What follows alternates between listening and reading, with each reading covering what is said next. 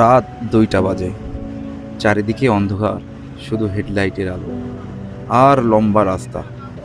একজন truck driver steering ধরে আছে, চোখে ঘুম, মনে দুশ্চিন্তা।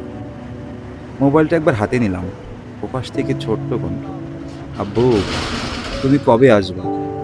একটু চুপ করে থাকি, কারণ জানি বাড়ি ফিরতে এখনো অনেক রাস্তা পাড়ি দিতে হবে। আমার স্ত্রী একা সব সামলায়, বাচ্চার পড়াশোনা, বাজার, অসুখ সব কিছু। কিন্তু মানুষ শুধু দেখে ও তো ট্রাক চালায়, টাকা কামায়। কেউ দেখে না এই মানুষটা কত রাত একা রাস্তায় কাটায়, কত স্বপ্ন নিজের ভিতরে চাপা রাখে।